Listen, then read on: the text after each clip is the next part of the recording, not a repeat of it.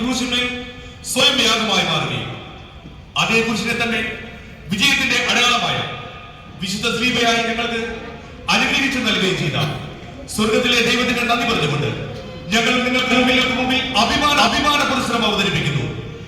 വിജയ സ്ലീബ.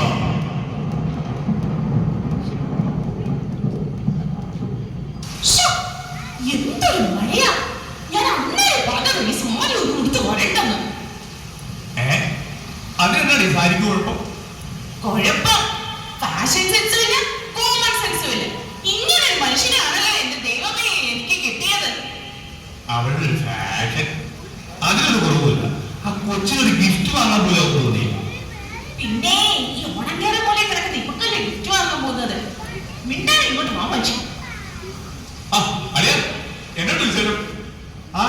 അളിയനെത്തിയോ? നല്ല മഴയായിരുന്നു അല്ലേ? ഒന്നും പറയണ്ട അളിയ, ഇവിടം വരെ എത്താൻ പെട്ട പാട് ഞങ്ങൾക്കാണ്. മോളെ ഹാപ്പി ബർത്ത്ഡേ. ഗിഫ്റ്റ് ഒന്നും വാങ്ങാൻ പറ്റിയില്ല കേട്ടോ. എന്തൊരു മഴയായിരുന്നു. ടൗണിൽ എത്തിയപ്പോൾ ഞാൻ ഇങ്ങനെ പറഞ്ഞതാ ഒന്ന് നിർത്താൻ. ഇങ്ങേരുണ്ടോ കേൾക്കാൻ?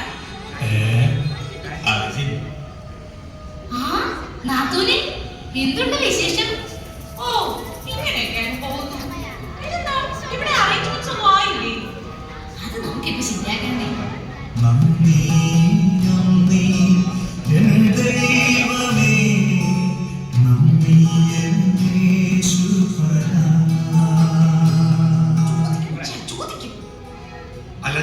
അച്ഛനെ തരായില്ലേ? അച്ഛൻ വന്നോണ്ടിരിക്കുകയാളിയാ. ഞാനിപ്പോ ജസ്റ്റ് വിളിച്ചോളൂ.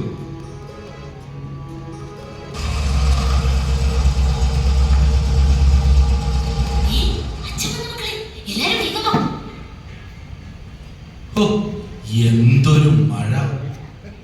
ഞാൻ താമസിച്ചോ തോമാച്ച? ഇല്ല അച്ഛാ, കൊടയിലേക്ക്. എല്ലാവരും ഉണ്ടല്ലോ. ജോർജ് കുട്ടി, നീ എപ്പോഴാ വന്നേ? ഞാൻ ഇപ്പൊ എത്തിയുള്ളൂ. നമ്മുടെ ബർത്ത്ഡേക്കാർ ഇവിടെ ഉണ്ടല്ലോ. ഒന്ന് വന്നേ.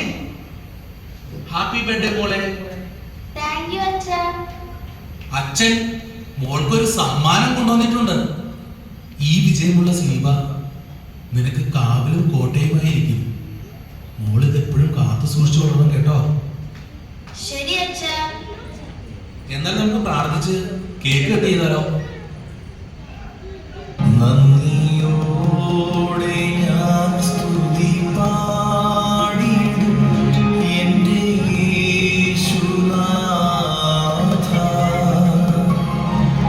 എനിക്കായി നീ ചെയ്തൊരു നന്മയ്ക്കും ഇന്നും നന്ദി ചൊല്ലുന്നു ഞാൻ. നന്ദിയോടെ ഞാൻ സ്തുതി പാടി എൻ്റെ യേശുനാഥ. എനിക്കായി നീ ചെയ്തൊരു നന്മയ്ക്കും ഇന്നും നന്ദി ചൊല്ലുന്നു ഞാൻ. സ്വർഗസ്ഥ പിതാവേ, ഇന്ന് ജന്മദിനം ആഘോഷിക്കുന്ന മകളുടെ മേൽ കൃപ ചൊരിയണമേ. പിതാവിനും പുത്രനും പരിശുദ്ധ റൂഹായ്ക്കും സ്തുതിയും സ്തോത്രവും കരയറ്റുന്നു.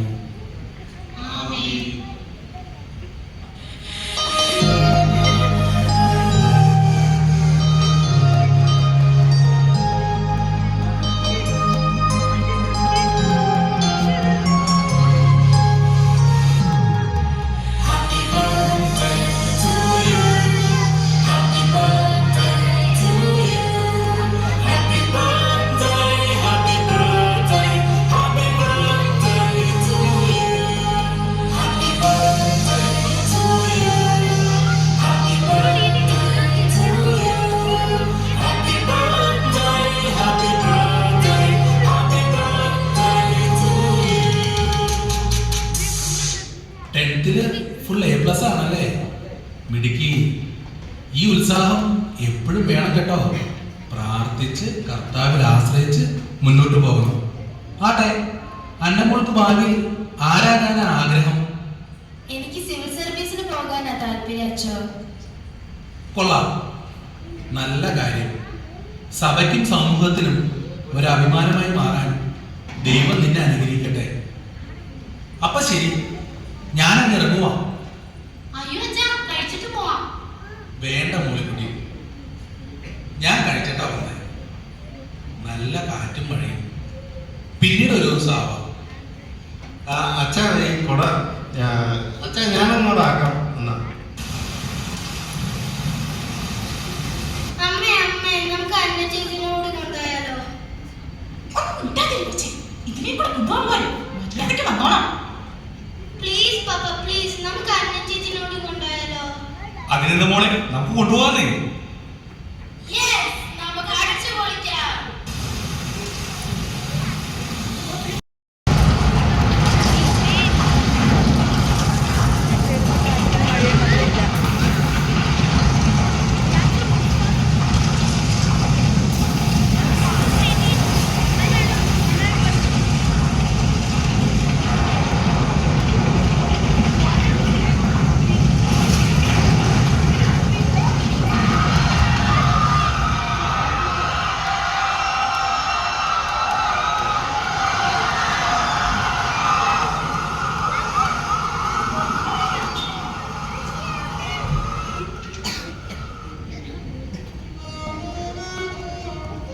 മോളെ, അന്ന, അച്ഛാ, എനിക്കിനി ആരുമില്ല. എന്റെ എല്ലാം പോയി. ഞാനിനി എന്ത് ചെയ്യും? ഇല്ല മോളെ, നീ വിഷമിക്കണ്ട. ദൈവം നമുക്കൊരു വഴി കാണിച്ചു തരും. നീ ഒരിക്കലും ഒറ്റയ്ക്കാകില്ല. ഇപ്പോൾ നീ എന്റെ കൂടെ വാ.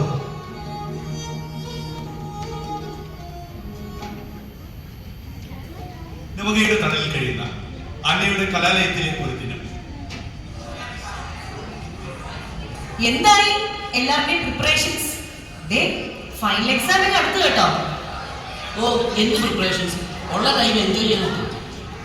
യാ, let's enjoy our college days. ബാക്കിയൊക്കെ പിന്നെ. ഇതെന്താണ് ഈ അലനുവെസ്സയും ഇങ്ങനെ ഒരു പ്രത്യാശയുമില്ലാതെ സംസാരിക്കുന്നത്? നിങ്ങൾക്കൊരു കാര്യമറിയാം, എന്നെ വളർത്തിയ എൻ്റെ അച്ഛൻ എനിക്ക് പറഞ്ഞു തന്ന ഒരു വചനമുണ്ട്.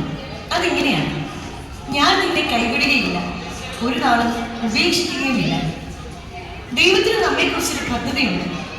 സമയത്തിന്റെ പൂർണ്ണതയിൽ അത് ഫലവത്തായി മാറുക തന്നെ ചെയ്യും. Let's do our part. നമ്മൾ വിശ്വസിക്കുന്ന നമ്മുടെ വിശുദ്ധ സ്ലീവ തീർച്ചയായും നമുക്ക് ജയം തരും. നീ പറഞ്ഞത് വളരെ ശരിയാണ്. ചേച്ചി ചേച്ചി, വിഷന്നിട്ട് പോയാ എന്തെങ്കിലും ഒന്ന് തരുമോ? ഹോ, എന്തൊരു സ്മെല്ലാ! ഒന്ന് പോവച്ചേർന്നു. ചേച്ചി, ഓ, നിനക്കെന്താ പറഞ്ഞ മനസ്സിലാവില്ലേ? ഇവിടെ കഴിയാനൊന്നുമില്ല. ഒന്ന് പോണേക്കാം. ഒന്ന് നിർത്തുന്നുണ്ടോ? എങ്ങനെ തോന്നുന്നു നിങ്ങൾക്ക് ഈ പാവത്തിനെ ഇങ്ങനെ ഉപദ്രവിക്കാൻ?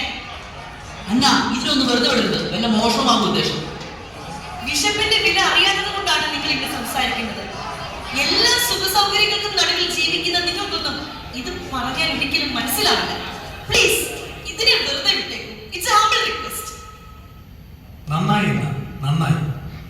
ഇന്ന് ആരിലും കാണാത്ത ആ കൈൻഡ്നെസ്, ആ compassion, I like your character. Anna, എന്താണ് നിന്റെ ഫ്യൂച്ചർ പ്ലാൻ? ഇപ്പോൾ എന്റെ മനസ്സിൽ ഒന്നുമില്ല ജോലി. ആർക്കും ഒരു ബാധ്യതയാവാതെ, ആരെയും ആശ്രയിക്കാതെ ജീവിച്ചു പോകണം, അത്രേ ഉള്ളൂ. എന്ത് പറ്റിയെന്നാ നീ ഒരു ഫോക്കസും ഇല്ലാതെ ഇങ്ങനെ വേഗമായിട്ട് സംസാരിക്കുന്നത്? അത് ജോ, ഈ കുഞ്ഞിനെ കണ്ടപ്പോൾ എനിക്ക് എൻ്റെ പഴയ കാലം ഓർമ്മ വന്നു. അന്ന് എന്നെ പറ്റി അപ്പച്ചനും അമ്മച്ചയ്ക്കും ഒരുപാട് വലിയ പ്രതീക്ഷകളുണ്ടായിരുന്നു. അന്ന് ആഗ്രഹങ്ങൾ ഒരുപാട് എനിക്കും ഉണ്ടായിരുന്നു. പക്ഷേ അതിനെന്ത് പറ്റിയെന്നാ? നീയല്ലേ എപ്പോഴും ഞങ്ങളെ മോട്ടിവേറ്റ് ചെയ്യാറുള്ളത്? നിന്നെ വളർത്തിയ അച്ഛൻ നിനക്ക് പറഞ്ഞു തന്ന ബൈബിൾ വചനം നീ മറന്നോ? ഞാൻ നിന്നെ കൈവിടുകയില്ല, ഉപേക്ഷിക്കുകയുമില്ല എന്ന്. So come on. Sorry Joe, ഒരു നിമിഷം എൻ്റെ മനസ്സ് എൻ്റെ കൈവിട്ടു പോയി. സോറി. ഞാനൊരു സജഷൻ പറയട്ടെ എന്നാ, നമുക്കൊരുമിച്ച് ഇന്ത്യൻ ആർമിയിൽ ട്രൈ ചെയ്തല്ലോ. യെസ് ജോ, അത് നല്ലൊരു സജഷനാണ്. അന്ന, let me tell there is something. Yes, of course, Joe. നമ്മുടെ ഈ companionship it's a good one, right? നമുക്കിത് ലൈഫ് ലോങ് ആയിട്ട് കണ്ടിന്യൂ ചെയ്താലോ? Joe, what do you mean? Yes, I mean it. നമ്മൾ രണ്ടുപേർക്കും അത് ഗുണമേ ചെയ്യും. ഒരേ വേവ് ലെങ്ത്തുള്ള ഒരേ വൈബ് ഷെയർ ചെയ്യുന്ന നമ്മൾ ഒന്നിക്കുന്നത് എന്തുകൊണ്ടും നല്ലതാണ്. എനിക്കിപ്പോൾ ഇങ്ങനെ പെട്ടെന്ന് തോന്നിയത് തന്നെ ഒരു ദൈവ നിയോഗമായിട്ടാണ് തോന്നുന്നത്. ജോ, പക്ഷേ ഞാനൊരു അനാഥയല്ലേ ജോ? ആരുമില്ലാത്തവ. ജോയുടെ വീട്ടുകാർക്ക് ഒരിക്കലും എന്നെ അക്സെപ്റ്റ് ചെയ്യാൻ പറ്റില്ല. അതൊന്നുമില്ല അല്ല, എൻ്റെ വീട്ടുകാരെ എനിക്ക് നന്നായി അറിയാം. ഉപരിപഠനത്തിന് ശേഷം ഇന്ത്യൻ ആർമിയിൽ ചേർന്ന അന്നയുടെയും ജോയുടെയും വിവാഹശേഷമുള്ള കാശ്മീരിലെ ഒരു സുന്ദര നിമിഷം.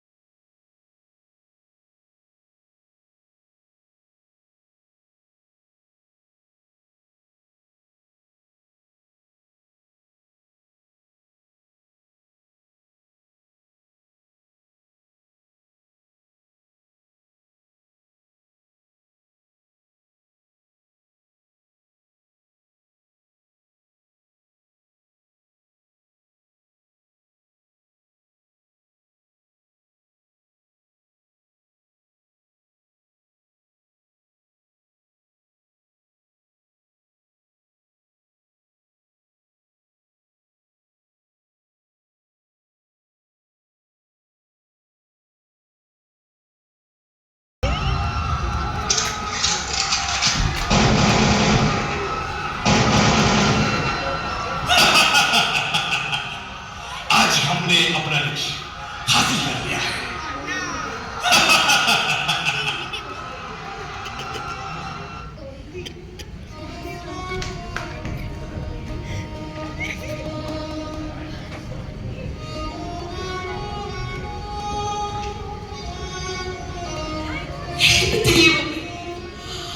ആകെ ആശ്രയിച്ചാണ് ഇത്രയും നാൾ എന്റെ ജീവിതം ഞാൻ മുമ്പോട്ട് കൊണ്ടുപോയത്.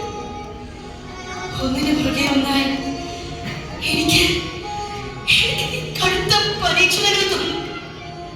അപ്പോഴൊന്നും ഞാൻ തളർന്നിട്ടില്ല. ഞാൻ തീർത്തും തകർന്നിരിക്കുകയാണ്. എന്റെ മുന്നിൽ മുഴുവൻ ഇരുട്ടാണല്ലോ ദൈവമേ. ജീവിക്കാനായി ഒരത്തരം വെളിച്ചം പോലും ഇന്നിൽ അവശേഷിക്കുന്നില്ല. എനിക്ക് ജീവിക്കണ്ട, എനിക്ക് ജീവിക്കണ്ട. മോളെ, നീ പോരെ. മോളെ, നീ ഇനി അവിടെ ഒറ്റയ്ക്ക് നിൽക്കണ്ട, നീ പോരെ എൻ്റെ പൊന്നു മോളില്ലേ. എന്നാ നീ ഇങ്ങ് വാ. ഞാനില്ലാതെ നീ എങ്ങനെയാണ് ഒറ്റയ്ക്ക്? വാ, ആരും ശല്യപ്പെടുത്താനില്ലാത്ത ഈ ലോകത്തേക്ക്.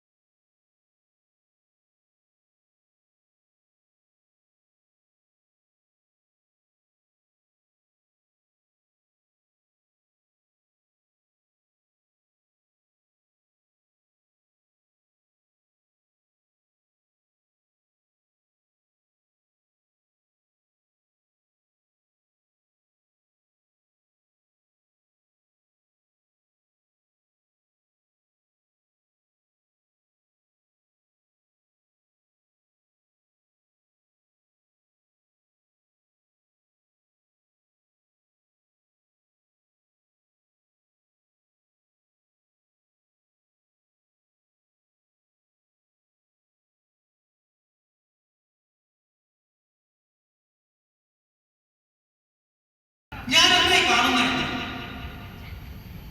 അച്ഛോ, എനിക്ക് മടുത്തു അച്ഛോ. എനിക്കിനി ജീവിക്കണ്ട.